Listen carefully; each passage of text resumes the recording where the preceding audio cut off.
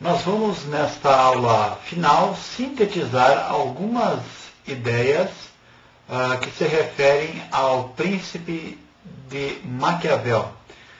Vimos nas aulas anteriores que Maquiavel vive em um momento histórico chamado renascentista, no século XV do século XVI, o que acontece diferentes mudanças, é um político, no sistema político, no sistema econômico, mudanças culturais, mudanças sociais, que acabaram, de certa forma, influenciando todo o pensamento dos intelectuais, dos artistas, dos filósofos, dos cientistas políticos da época.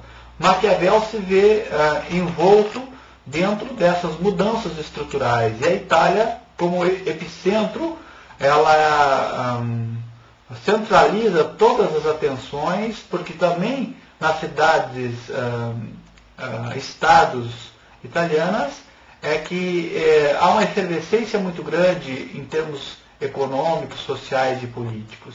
E Maquiavel se vê dentro desse contexto.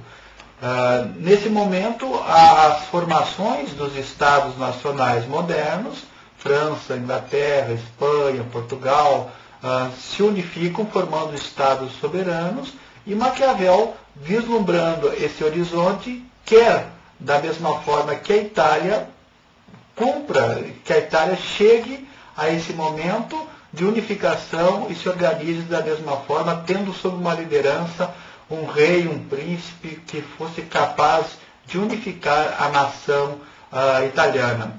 Claro que Maquiavel não vai ver concretizada essa realidade, esse sonho, porque Maquiavel morre e a Itália vai se unificar apenas 300 anos mais tarde, apenas 1860, que a Itália se unifica.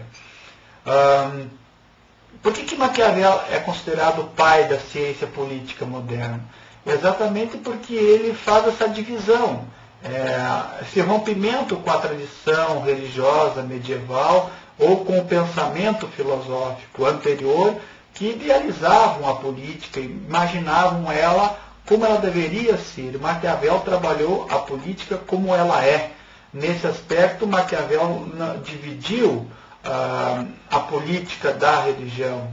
Não tratou com questões religiosas, de virtude de religião, mas tratou a política como ela é na realidade.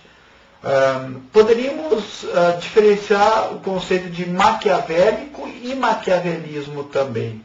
Maquiavélico é um adjetivo atribuído a Maquiavel, a uma pessoa, maquiavélico a uma pessoa que tem uma astúcia, que está planejando sempre algo para o seu inimigo.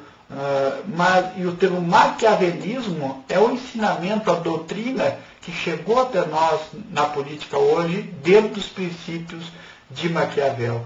É importante que nós afirmamos que Maquiavel trata a questão da ascensão do poder político.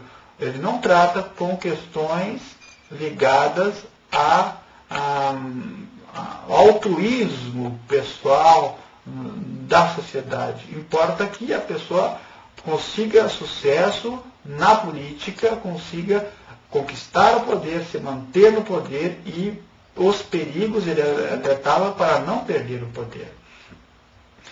Então, a Itália no tempo de Maquiavel é uma Itália enriquecida, culturalmente, economicamente, mas sendo governada por príncipes incompetentes e frágil politicamente.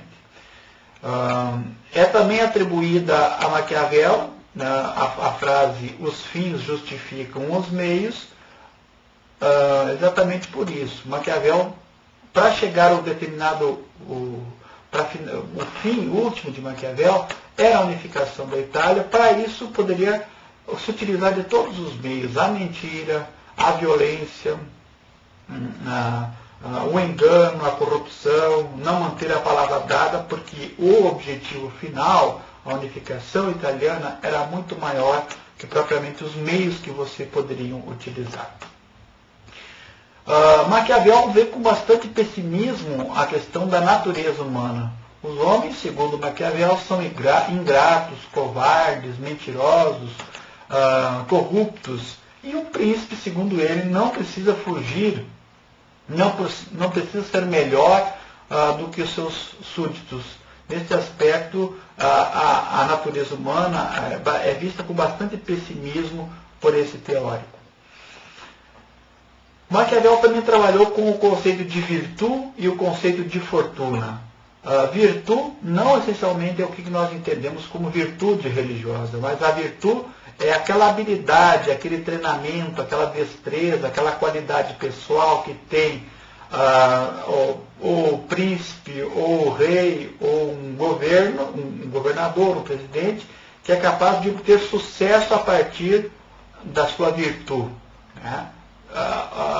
Com a virtude provém o sucesso. E a fortuna está ligada mais à sorte, que você não pode contar apenas com a fortuna, porque em determinados momentos chegará em que ela vai, não irá lhe sorrir, vamos assim falar, e aí você ficará com esse 50% numa lacuna.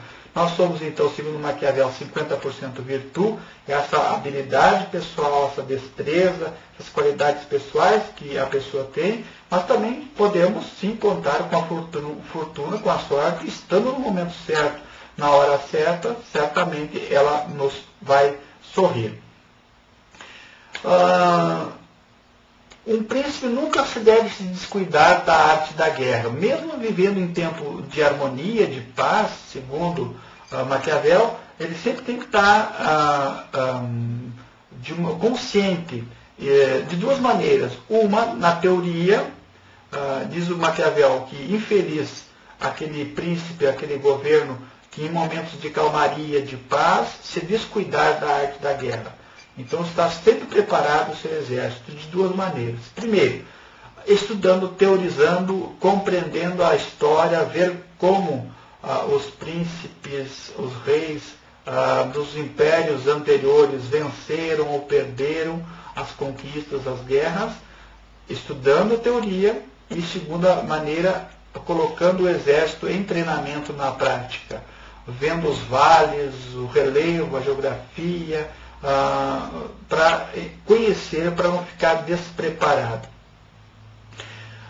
A atribuição também de Maquiavel, segundo o príncipe, deve agir como um leão e como raposa. O leão, com a força, com a coragem, né, com o temor que emprega aos seus opositores, mas também como a raposa, que não tem a força, mas tem a esperteza, tem a habilidade de compreender a situação do momento, de poder avançar ou retroceder. É também atribuída a Maquiavel a frase: o príncipe nunca, não pode nem deve manter a palavra dada, caso lhe seja prejudicial e as razões que o fizerem dar a palavra não mais existirem. Então, se uma situação muda, Maquiavel defende a ideia que você também pode mudar de opinião para defender o interesse maior. Bom, com essas ideias, nós podemos compreender basicamente o que Maquiavel quis tratar nesta obra tão importante, que não foi a única, mas dentro da ciência política nós discutimos e debatemos especificamente a obra O Príncipe de Maquiavel. Um abraço e até a outra aula.